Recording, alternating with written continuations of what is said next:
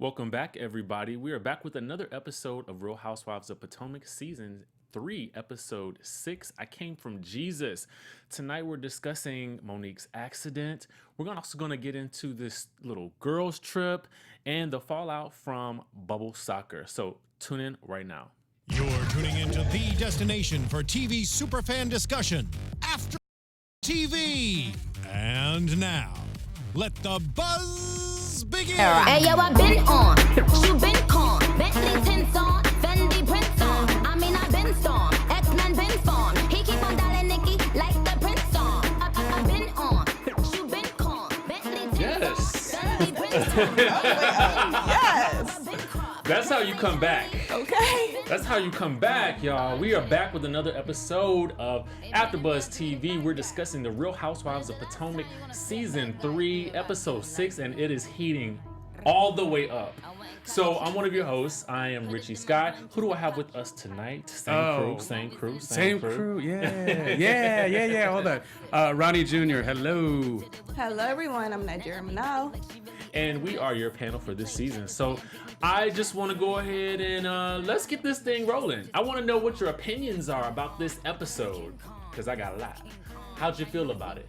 Thoughts? What a juicy episode, okay? I know a few episodes ago I said that was my last episode.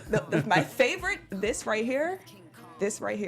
So juicy. Lots to talk about. And you really did react to that, True as Such, when we were outside of the studio before we got in here. Like, I read your energy, Nijeera. Like, as soon as I saw Nijeera and Richie as well, like, I don't know if you noticed this, Nijeera's like, yo, what did you think about the episode? Like, Oh, yeah, she asked me too. we haven't had that moment yet from this season that we've all been like, we have to put ourselves on ice because we don't want to talk about it out there. We got to talk about it. Right. Exactly. So to say that Exactly. Nijeera was feeling it, like, I can't wait to hear what you have to say about it. Lord. Yeah. Hands down, my favorite episode of the season. Mine too. a big so statement, far, too. So far. I'll tell you guys that every season of every Housewives show that I love, there's always one episode that I could probably save on my iTunes and just watch it back at some point. Yeah. And for me, this is that episode from all 3 seasons. And I don't even think this is the best of the best for season It's 3. probably not. Not It's even probably close. not. That's why I said so far, because I have no idea what's to come. Most of the stuff we saw in the season trailer have almost already hit, which goes to show that we have a whole batch of story. Exactly. Those batches. We have a whole batch of story that hasn't even come through yet. So, wow. I know. I'm excited. It's like, where do we even go from here? And I think that, you know, for me, this episode was on par with what for me, one of my all-time favorite Housewives shows is Real Housewives of New York, because they're so fast-paced. They're just like, they go at it. They're friends again. They go at it. And that's what this group of women reminds me of. Like, they're really, you know, I feel like they really come out to play, and they don't hold back this season. But they still maintain a sort of friendship amongst the group, and it doesn't feel hostile or toxic. going off that New York comment, I totally agree, because with New York, I will find myself watching the episodes and there'll be Dorinda versus Sonia or whatever, and I'll literally be taking not really a side because I like Dorinda so much, but I like Sonia so much. Hot mess of Sonia. Yeah, versus other franchises where you'll have somebody you love going up against like a Somebody- Portia that you don't like type thing, you know. I love For Portia. sure. Well, I'm the only one. She's fun. is. But I do understand what you're saying. I feel you on that, because I feel like there's honestly, when they're going at it on this show, there's nobody that I hate. I can see everybody's side. I'm just here for the ride. You know, eating my popcorn like Karen. I honestly have no idea where to even start with this episode. So I think that for me, I'm gonna go ahead and start with the MVP of this episode, and I'm gonna wager to say that that's Ashley. I feel like Ashley gets the MVP of this episode because she brought the emotion, she brought the mess. Did she bring the mess, honey? Yes. She brought a lot of mess. So let's dive right in with her and Michael. I want to discuss that because I feel like that's a big, it's a big thing for her. And I feel like, I don't know if you guys can relate to this situation with having to choose between a family member and like your spouse or your significant other. But I feel like that's got to be a difficult situation. I would because this imagine. feels very real. Mm-hmm. What I think about it is, okay, when the season started, we sort of already knew Michael, Ashley, the mother. It's going to be an issue. And what I'm going to say is in other seasons, and this is not knocking other seasons or even other storylines, when you see it more than 3 episodes, it gets tired. To your point a little bit there, I'm watching it and I feel like I'm watching it in real time. Like, I feel like I'm watching it as Ashley has the emotion. When she told that man, well, I can honestly tell you, I can't just get rid of her. Like, I'm not going to do that. I mean, she's speaking of vulnerability that we've not seen in this series quite a bit. But I did like the flashbacks. I liked that we got to see that she has been trying to wean off her mother, I guess you would say. Yeah. I just hope it works. But it's very sticky for a girl like, Ashley to get through. I feel like I understand Ashley's perspective, and I kind of understand Michael's perspective. He's a little cold to the situation. However, as a daughter of a single mother, you want to help your mom. You don't want if you have the means to help your mom, you want to help your mom. However, it's with Michael's cash, right? So wait. So here's the thing. So here's why I'm on both sides, but I'm on Ashley's side. But I feel like her mom just, for lack of better words, maybe she's a little tiny bit of a leech, just a little bit. Is that I don't know. That's what I'm getting. It just seems like just dragging on in this. Like, her mom feels defeated, and maybe not even consciously or on purpose, but she's being a leech and doesn't even really realize it from what I'm seeing. Well, I know for certain that the person that her mother's with is a leech. Well, absolutely. Yeah. And, and I feel like he's an emotional leech because I feel like he's draining her emotionally to the point where she feels like less of a person. And that's why I get that defeated vibe from her. Exactly. And there's a child involved, which makes it even more challenging for Ashley and for the mom. But here's the gag, though, because I was listening as they were showing the flashbacks, and she was detailing to Karen exactly how much. So that's $3,000 that you're paying for either rent or mortgage or whatever it is, monthly, and then you're paying an additional $1,500. Yeah. So in total, this is almost $5,000 that you are giving every single month. To a certain degree, it's like, I can understand helping somebody for maybe a couple of like months or a year. You know what I'm saying? Yeah. Because I feel like, okay, that's enough time if you got to catch up on the bills, get those out of the way, and then now you should be back to a great point. And then there has to be that time frame within that marriage of saying, hey, this is all we can do because I still have to, as Michael would say, probably, I still have to do things for myself and the business. Exactly. Like, and I'll us. help you and then you help yourself. I'll help you until you can help yourself. But I'm not going to be providing for you like you're my child. You know? Especially when there's a grown man in the house. And it doesn't matter how much money Michael has to like spare per se. It's just the fact that it's an advantage that is being taken, from the mother and the boyfriend. And I think the best thing, and we've said it, I think in the past, is that they do definitely need to just start weaning that off. They need to cut it. Like if you're in a bad situation and your daughter luckily has this way to provide a means for you, you don't get to be spoiled as well. Right. You get to be taken care of, but I don't know that you could be spoiled. Exactly. That is a little fair. And if you are going to be spoiled, let's get that hair in order and your body intact. If we're going to be critical to the mother, here's what I was thinking. Listen, for real. Put these people to work at Oz, okay? Put Mama to work at Oz. Put the leech to work at Oz, doing ballet or something. I don't know. Somewhere in the back. Call him a leech. Okay, I'm sorry. Can we see this guy? No, we don't want to see it. You guys want to see him, huh? I do, but I do think that there's a way that you can, like you guys said, wean them off of this allowance. Yeah. In some way, shape, or form. Otherwise, this has to be Ashley's Bravo check that goes to them. Yep. If you want it, okay. Here's the thing. If you're bringing money into the household, and if you want to continue to give your mother money, then you give her your money. Right. And why does it have to be tent living or $5,000 living. Like, can we have can we have a middle area, please? Right. I just thought of that. It was like, we live in Los Angeles and it is not cheap here. Okay. So I know you can live under $5,000 every month and be okay. and that's why I right? said I wasn't critically shaming her look, but if you have that much being got that taken much care of, money? I would say, well, gosh darn, get yourself a glow up or something. Like, Ashley's mom, we need to know more about Ashley's mom. We do. I'm curious. I don't want to be this critical because I feel like I agree with you. Ashley, come on the show. But I feel like this, it's like you said, she is downtrodden at this point, to the point where I feel like this person is living, like literally sucking the life out of her. And you could just, You can see it in her it. eyes. You can see it when Ashley talks to her. She just looks defeated. I can't find another word. your makeup looks really good. I know Thank it's off you, topic, honey. but I stare at you, for a living at this job, and it looks really nice. Thank you, baby. Sorry. Damn. I know that didn't mean anything, but Thank you, baby. You're glowing too, though. oh, thank you, honey. Tell them I've been on. It's, my glow up is in the beginning stages. Thank you. No, how about when Ashley? This was a really good storyline. Like I said, it didn't feel like storyline. It felt real. She said in a assemblage of words, "Who am I?" Like those three little words, I felt translated really big. Like that when I watched the episode. Well, it probably wouldn't be such a big question for her if, and this is what I want you guys' opinion on.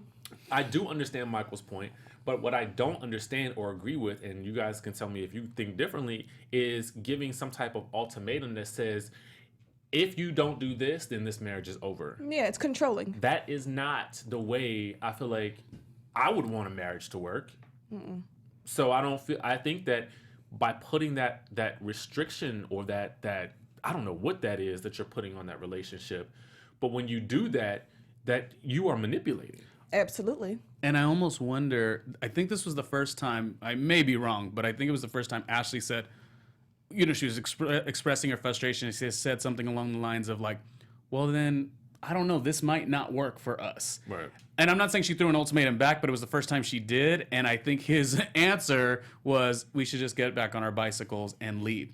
Therefore, saying it was the first time Ashley said, okay, I've been the threat of the ultimatum. Now I'll turn it around on you. Right. And it noticed his hoorah slowed down a little bit. You look a little shook right there. But guys, is it the first time that we saw him portray this? I'm going to go with the word controlling. Is this the first time that we saw him be this way, even since the whole franchise started? I mean, I think we've seen definitely glimpses of it. yeah, and it's coming out more. I mean, it seemed to me like, okay, she's standing up for herself, she's standing her ground, and then he's just like, and I really think the age factor has a lot to play in why he acts the way he acts with her. I think it's the money, and I also think it's the age difference. Like a generational. That, and also he's the breadwinner. He probably feels like, she's this young girl and you should do what I say.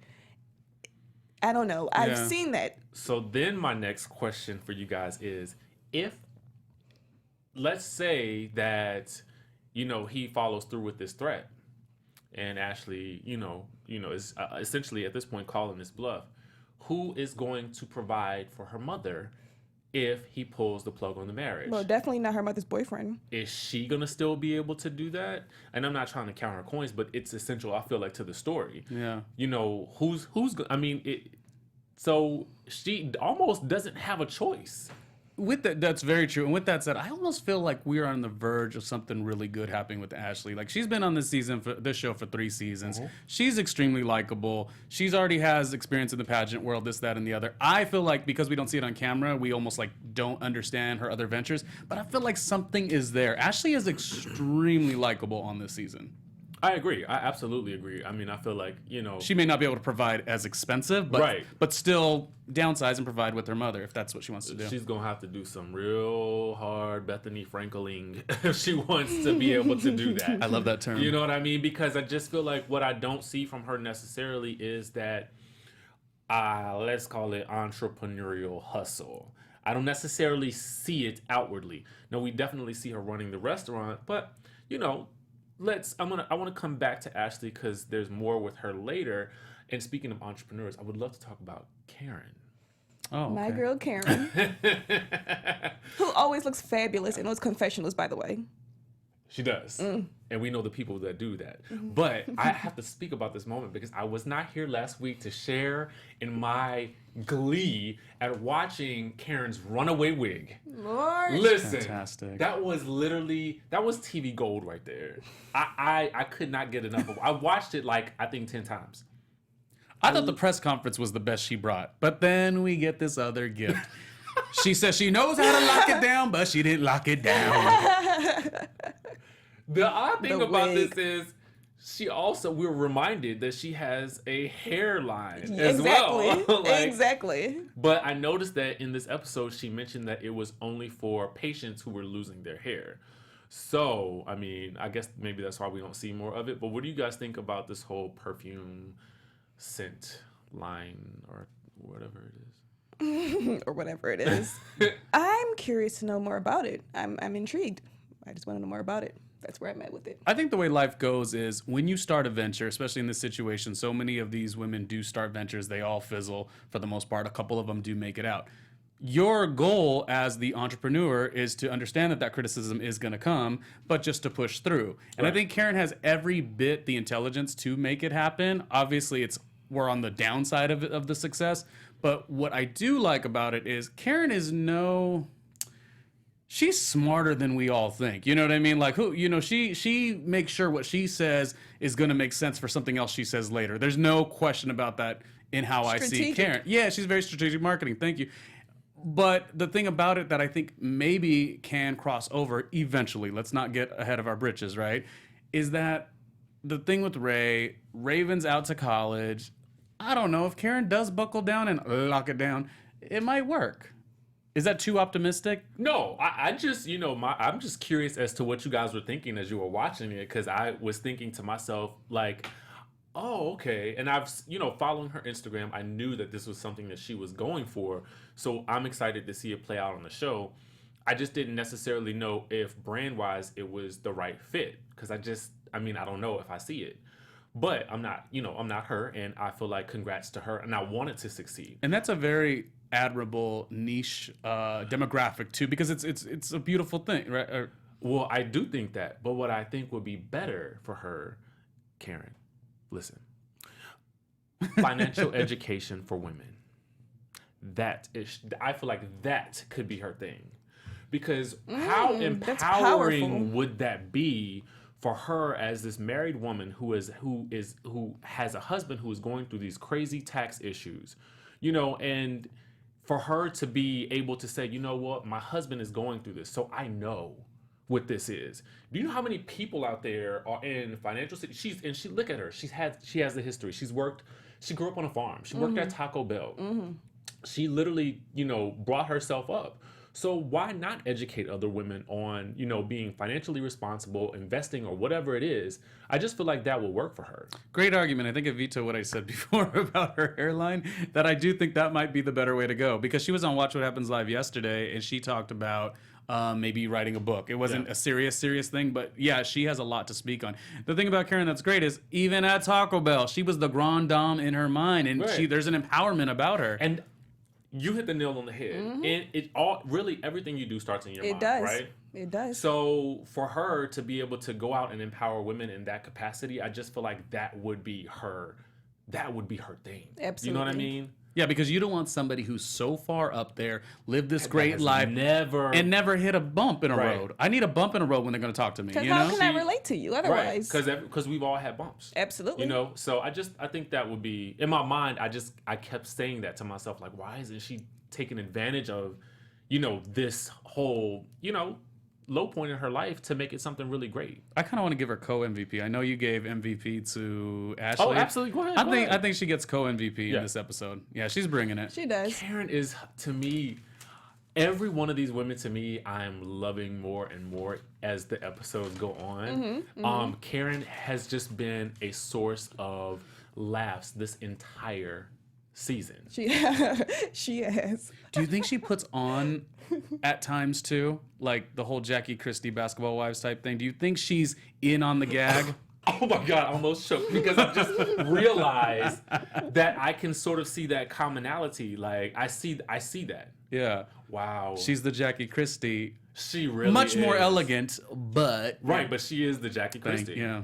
You can't have Basketball Wives and not have at this point and not have Jackie. And Exactly. people who watch these shows forget that too. They forget, they only want to think of their favorites as the people that are up. By the way, those people that like either stir the pot or create stuff, they're very pivotal. So I Or don't a little off the wall, like yeah. try getting a season 2 or a season 3 without Delicious Karen. It's not going to happen. I don't It want wouldn't. it. Me either. From the moment she was sipping her little water bottle with the little straw, yeah, and I she did remember. it with all the class, and oh God, I live for those moments. Yeah. Love Karen. I can definitely see her getting the co-MVP for this sort of season, I think, honestly. Because we focused a lot on her, particularly in those first couple of episodes. Yep. I want to, we talked a little bit about empowering women. I think it's only right that we mention our great new podcast that we have out with our AfterBuzz TV founder. Okay, guys, want to have fun, learn, and grow in all areas of your life? For those who do, we got a podcast for you. It's Conversations with Maria Menounos. It's hosted by our AfterBuzz TV founder and drops every Friday on iTunes. Conversation with Maria features celebrity and influencer interviews, along with secret tips on how to be better in all aspects of your life, guys. I mean, get into this. From health and wellness to career, relationships, finances, and more. And guess what? Just go to iTunes and subscribe, and it's free. Conversations with Maria Menounos. Now say it one more time. Conversations with Maria Menounos. Conversations with Maria Menounos. And there it is, you guys. It is good. They give a lot of tips. One of the struggles I've been having, you guys, is maybe I'm over 35 now, but it's like I just keep getting this weight, just like even if I try, versus back in the day I would try and the weight would, would kind of lose a little easier. So I have been turning to Conversations with Maria Menounos to like understand, like there's so much more to like setting a goal and how it's more about how you're going to accomplish it. She had an episode that had to do with the food and the intake and how you prioritize your life. So it's been really good. So I say that to say, please go check it out yourself. And the great thing about Maria, just like we talked about with Karen, is she's been through that. She's been in the industry. She's had challenges that she's faced, and so she is coming from her perspective of somebody who knows. Absolutely. So you guys make sure to tune into that. It's every Friday. Moving from one boss to another boss, let's talk about Monique. Monique has a lot going on, it seems. What did you guys think about Monique in this episode? I liked her in this episode. I did. I'll say that. How about you, Ronnie? Well, I think first and foremost, I think the why is everyone looking at me? I'm interested to see what you're gonna say. I think the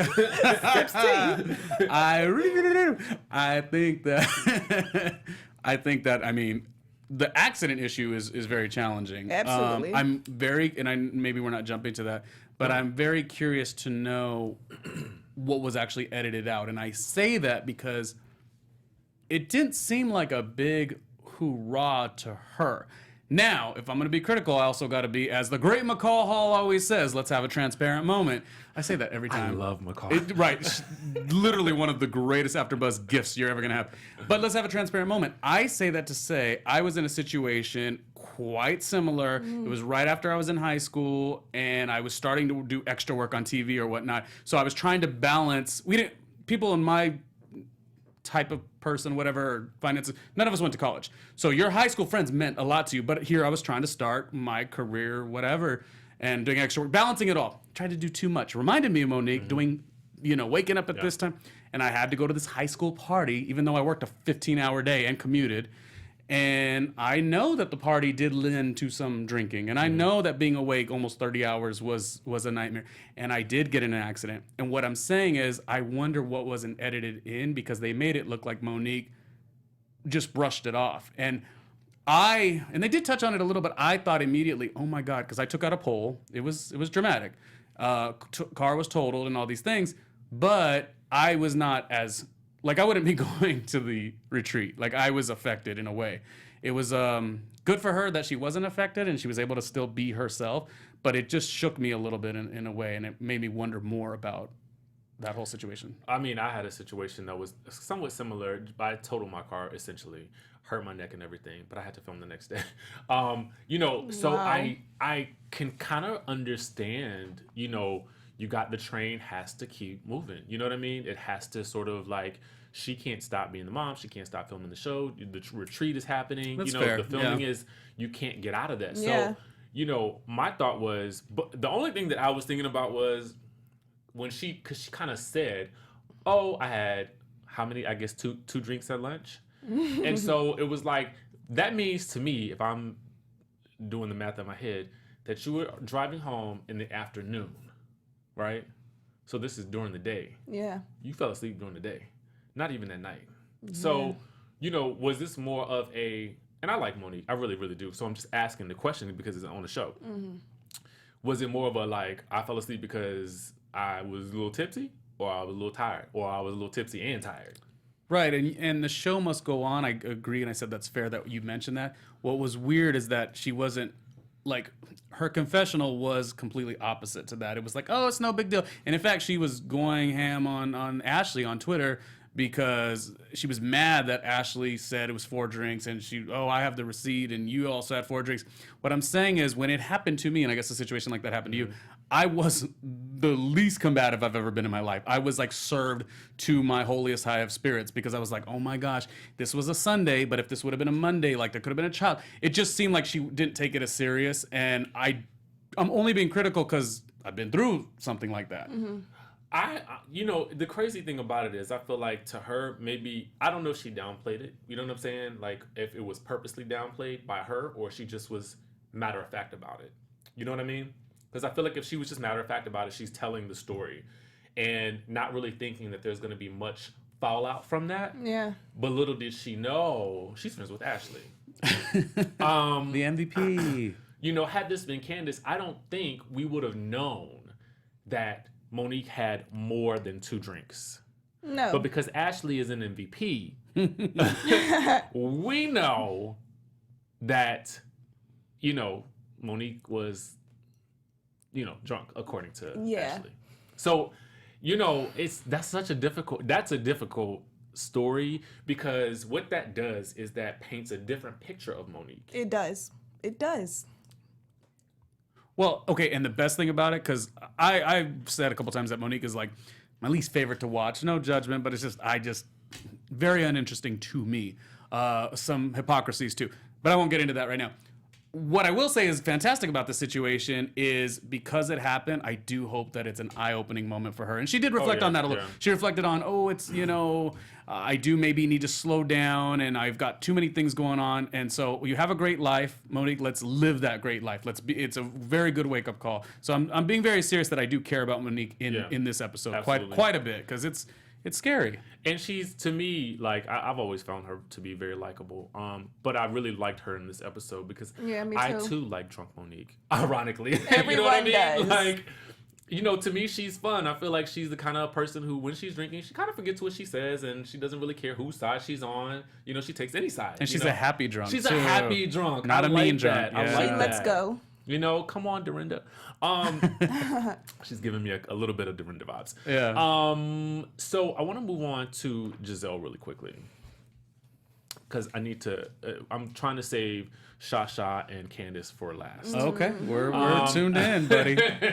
Okay, so there wasn't really much with her. I mean, just this whole element of Sherman being kind of away and not communicative, which I feel like, I don't know if that's, I mean, is that for the show, or is that, you know, reality? You know what I'm saying? To sort of, you know, give that relationship some drama, because it just doesn't seem like it has any drama. It seems like a perfectly normal, happy relationship. And now all of a sudden he's being really distant. So, yeah. True. That I don't know that it needs drama, or Right. is that what you're insinuating, that it I does just need? didn't. I didn't get it.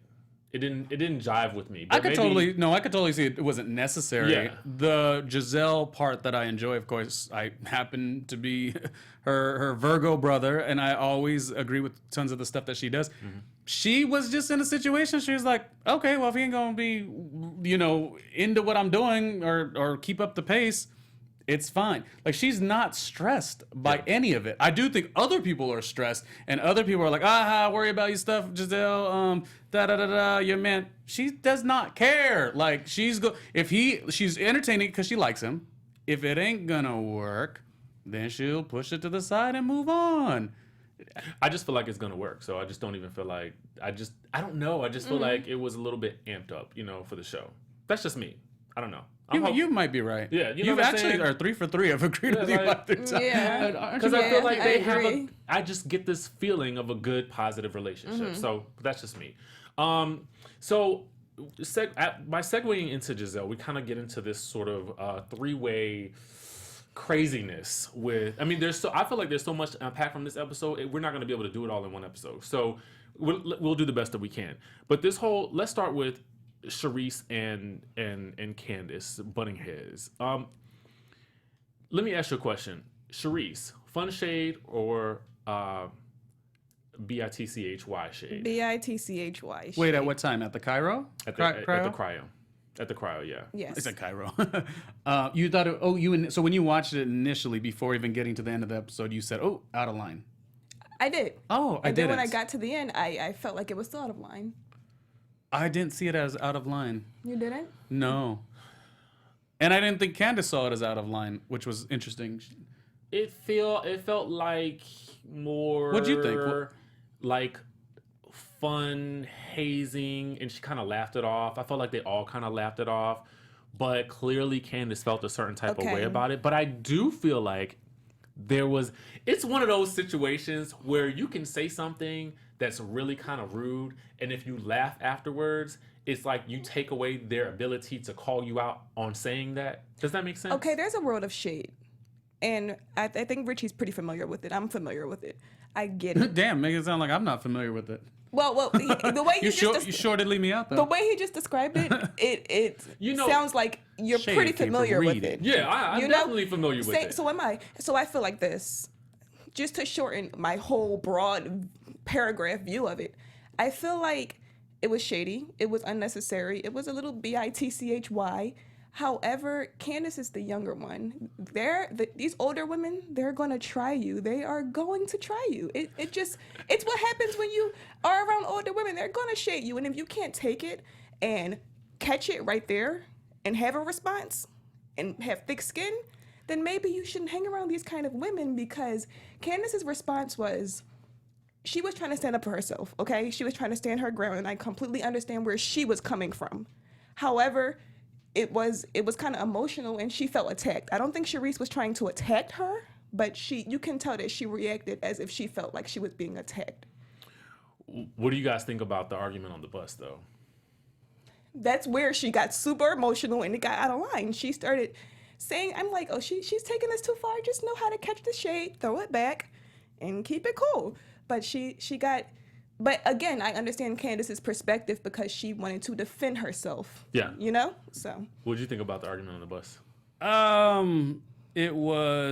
It escalated quick. It did. Jesus. I mean, edits. I felt whatever. like we haven't really seen that level of argument on this show. Where like almost everyone didn't know what the argument was about. I loved Karen's face and I loved Karen's comment. Like, I need to get off this bus. I felt like the same. I was like, I don't want to be here. What do I think about it? Well, the funniest thing is, yeah, there was a little bit of, Monique said, this is what I would do, which of course charged Candace up. That doesn't take away from Candace's independent thought. I understand she feels and wants to air out her grievances at a different time. But what was funny is that, Monique certainly was pivotal in charging that up a little bit. And then drunk Monique was nowhere to be found. And in fact, to all of our knowledge, we actually all like drunk Monique. Because I told you. You want to talk about Ashley and stirring it and stepping away. Monique gives us a different person. Actually, Monique, when she's drunk, is like a mix between Ashley and Candace. She could stir it like Ashley, and she's fly as hell like Candace. That's what's so funny. Yeah, I did not expect that argument to go to that level. And, I think that Candace, to me, definitely earned some stripes in that situation because she stood up for herself. Yeah. Like, in a major way. Yep. You know what I'm saying? Yep. To literally, as we kind of see, Charisse is literally the centerpiece of this group, even though she's just a friend this season. She was seeing how far she could go with her. That's just how I feel. I can sort of see that as well. Yeah. So let's go ahead and I so many other things I want to touch on, but let's go ahead and get to this dinner / lunch or wherever they were. the question on the table is, does Candace owe Charisse an apology? Because Giselle and Team Giselle, Charisse, and Robin seem to think so. Oh, by the way, that was very sticky that Robin was in the other vehicle. With those girls, Did right? you see her face when they mentioned Giselle? I was like, who set this up? This is not right. But yeah, does Candace owe Charisse an apology? They owe both each other an apology. It was a misunderstanding. They can, hash it out. I think as much as you're gonna come for somebody, you also could understand, like, this is a show where there's all of these women together and they're all, establishing themselves as really great people. And if there's something that went out of the line so far that it's like almost looking like, it's not insinuated that anyone was gonna put hands on anybody, but it went too much. So I feel like whether it's like, I'm sorry for what I did, okay, fine. You don't have, neither of them necessarily need to do that. But let's say I'm sorry that we both spazzed out because we both took it too far. Yeah. And I always say, like, my big critic on this show is like, for new cast members coming in next season, I want like a Nicole Murphy type. Like, I want somebody who could give a good read and is seasoned and has skin in the game, all these things, and won't go so crazy that you can't be out here getting all emotional like that. Who's emotional? Candace was really, really emotional. I don't actually think she was that emotional. I think so. I think she was standing her ground. She was I a lot here more for it. I was totally here for it. I think she was more like what Richie said, which she was or would you say stand her ground? Yeah. Yeah, she was more. I don't think she actually had much emotion.